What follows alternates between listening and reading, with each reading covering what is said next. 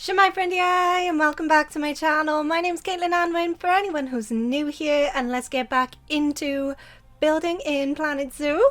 And today I'm making the first habitat for our Southeast Asian animals, and we're starting off with the Malayan Tapir. So the Malayan Tapir needed some water, so that's what I'm starting off with. I'm building a waterfall, and if you're not familiar with the map that I'm using for this sandbox zoo, it's from a timed scenario called Cophaga Park, and it already had water in this area, but I've added a little bit on the level above to create this waterfall. But the water didn't look the greatest. I did want to use that glass area, but I ended up just covering it all with rocks because I didn't really like how it looked. And the water went a little funny in this area as well. For some reason it kind of didn't fill the whole bit, and there was like a gap where just water was just floating basically. So that's why I've got some rocks on either edge as well.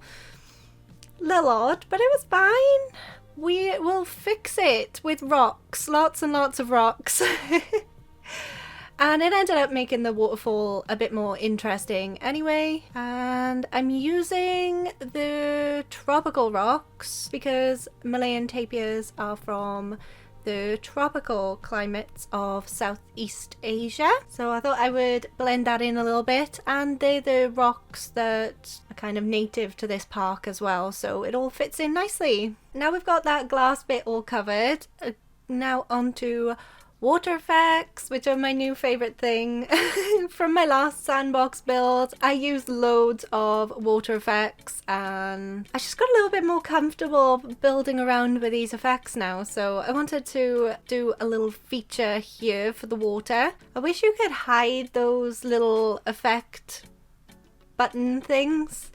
They just randomly float, and I didn't want to put them too much into the rocks because then the water effect wasn't really going on top of the rocks, so they're just floating. I'm just going to ignore them.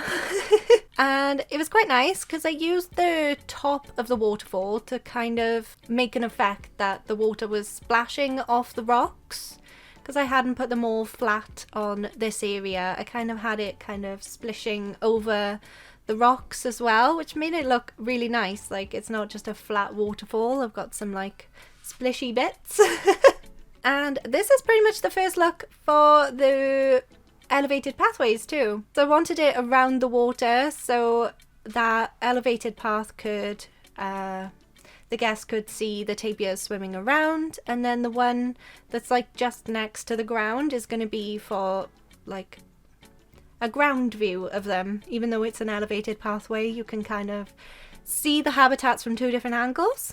So just because this zoo is going to be a cherry blossom zoo, we're calling it Balayong. That is the cherry blossom tree native to the Philippines. I didn't want to put cherry blossoms in all of the habitats as well. It was going to be like more of a decoration for the guests around the zoo. And when I was researching the tapirs, I found out that they live in tropical forests with rivers, so they like swimming and they like to be in forested areas because that's where they're more camouflaged. And the babies, as I said in the overview video, they're camouflaged to look like the sun going through the trees.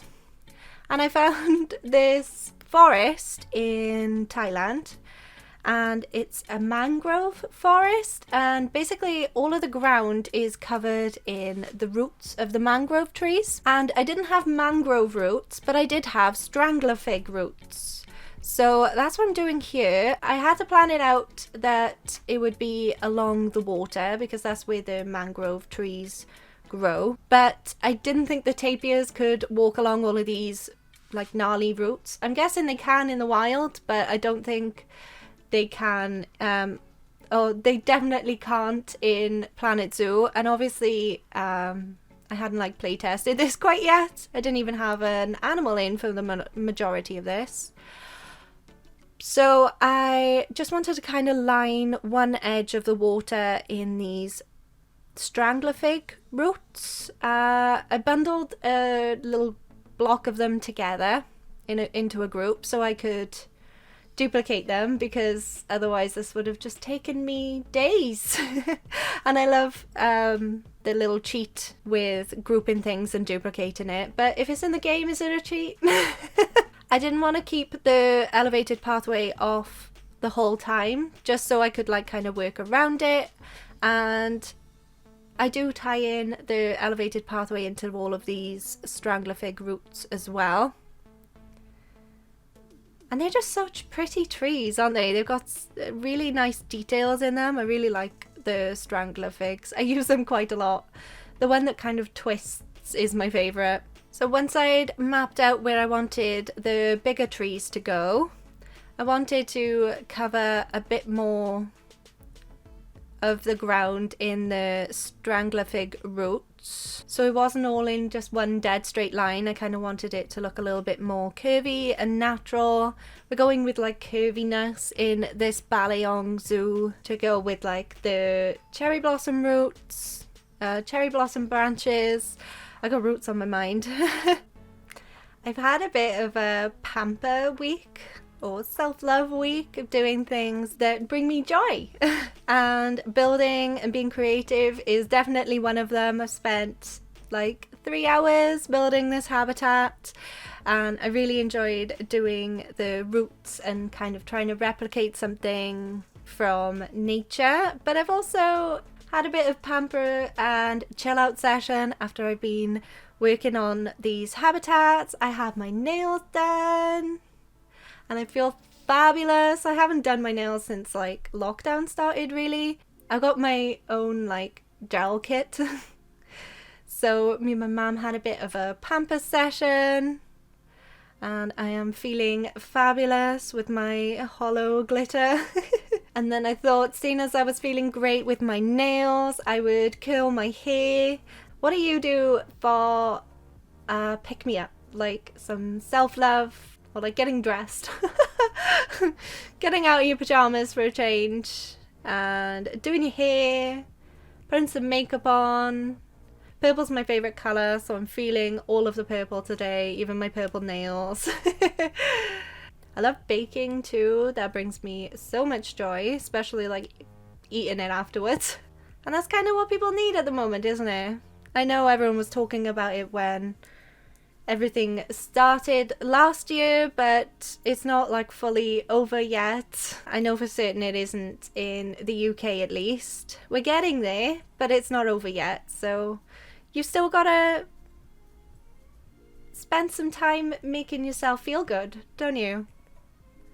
What's your favourite thing to do? I thought the pathway looked too blank at this side because there was the majority of the trees and the roots are on the side by the water. I hadn't really focused on what this side looked like, and we do have another viewing area on this side too. So I've used these like vines to attach to the bottom of the pathway to kind of tie it in with the roots. I kind of wanted more like dangly pieces basically, and it just makes it look a little nicer for that pathway as well. Quite interesting because the only viewing areas I had in my aquatic zoo were underwater. That was like the whole focus on that zoo. So having 2 different viewing areas for one habitat and all of it's above ground so they can see everything, it's just a different way of thinking about how I want the habitat to look. I want these guests to really see a lot of different things. So they can see the tapirs having a swim on the elevated pathway, and then the one next to the habitat, they can see them playing around with enrichment items. And I've put the food there as well. I do skip over that because I find that bit like not so fun to watch. Love all the decorating, but all the enrichment items are pretty much the same. So yeah, I'm just focusing on this side as well, just to tie it in a little bit. Because I always just search for the name of a plant to be able to find something I want to use. I kind of skipped over the mangrove trees, but I went through the tags for what the Malayan tapir like what nature the Malayan tapir like, and I found the mangrove trees. Super excited about that. And they've got all of those gnarled roots as well, and I'm pretty sure these trees, like, their roots are meant to go into the water. That's how they get their water, I think. So I did try to make sure that at least some of the roots were kind of poking into the water with the mangrove trees. And they fit in so nicely with the strangler figs. It filled in the gaps underneath the elevated pathway as well, which I really liked because I didn't really like how it was sort of gappy, and I kind of wanted to encourage people to go onto the elevated pathway to see the tapirs in the water, and then if they were on the other pathway they would see them on the ground. I also wanted to add in some education and decorate around the education boards. I know there is a East Asian theme education frame or whatever it is, but I wanted to make my own because we're having lots of pink and white themed things in the zoo. I wanted to add in a few little things for the guests. So the animals are not always going to be pink, or like their nature isn't always going to be pink, but the guests and the staff are going to try and keep to pink and white. So I used these, I think it's supposed to be a gate. Yeah, I'm not really sure what this is supposed to be. Is it supposed to be a canopy or a gate? Something like that. And I recolored it and used it as a frame. I thought it was nice to have a little bit of shelter because this is in the tropical biome. Maybe guests will need a little bit of shelter once they're on these elevated pathways. When I was planning out all of the pathways for this zoo, I looked at all of the paths railings to pick one that I liked the most. I didn't really care about the pattern on the floor. It was nice that the pattern on the floor is all colourful too though. But yeah, I really like the details in this railing. It's not just like straight lines. It's got like curvy pieces in it and makes it look a little bit more ornate. I wanted to theme the education boards even more with the nice signs that come with the Southeast Asia pack. So the tapirs have got like an adult and a baby sign. So I've staggered them. So I've got a big one and then a little one all the way along, and I've tried to make them at different points on the frames too. So sometimes they're facing to the right or to the left. Sometimes they're on the left part or on the right part, just to mix it up a little bit. And sometimes the pictures on the education boards fit in really nicely with the tapir sign, so it's just nice. I liked having a little bit more of a decoration to it. And then I duplicated them down to the bottom pathway. We will focus on this one now a little bit more. And on this side I wanted an animal talk point. I wanted to up the decoration around the animal talk. So I had a look at some of the pre-built blueprints for the East Asia style to see if I could do like a sheltered part for the animal talk. Again, going with it's kind of warm, so they kind of need a little bit of shade. And this is just an easy way to decorate around that area to make the animal talk a little bit more exciting to look at. But that red did not match my theme. So I recolored this pink and white. I experimented a little bit.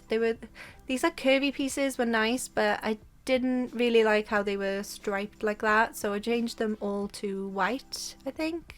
Even though I didn't build this myself, it does take a while to recolor things to make it blend in better with the style of your zoo. And I didn't want any red pieces poking out anyway, so I made sure to go underneath and make sure everything was themed nicely in with the style of my zoo. And I forgot speakers, which was a little bit awkward because they keep going into that heat map mode and I don't really like how that looks. I've just put the speaker in the middle of that plank above the education board, I think it fits in nicely there, and then I will be able to duplicate this better for other habitats too, because I'm just gonna change the animal sign obviously, so I'm gonna keep to this sort of look and change the animal sign to other habitats when we do those. Speaking of other animal habitats, what should we do next? We've done the Malayan Tapir now, but we have 6 other habitat species to go. I have a plan for the sun bear. The sun bear is gonna be situated right at the front next to the shopping courtyard, because there's a nice stepping point there where we can add some climbing for the sun bear. But we don't have to do that straight away. Let me know what animal you would like me to build a habitat for next. And if you have a theme in mind, like this one was the Mangrove Forests. It doesn't have to be a natural theme, like a natural habitat. But I would like to have a theme for each habitat. So if you have an idea in mind, let me know what you would like me to build next, because we're pretty much done. Next video we're going to be building some scenery buildings, some staff buildings, and putting some more details into the shopping courtyard, because I wasn't really done with that yet. So that's what you get to look forward to in the next Planet Zoo speed build video for the Balayong Zoo. And yeah, so this is pretty much it. I wanted to show you like a nice shot of the Malayan tapirs having a nice swim by the waterfall in the mangrove forest. If you enjoyed this video, smash that like button, and if you haven't already and you would like to, it would mean a lot to me if you could subscribe and hit the bell to be notified whenever I upload a new video. I upload on Wednesdays and Saturdays. Thank you so much for watching. Hope you have a wonderful day, and I will see you next time. Goodbye!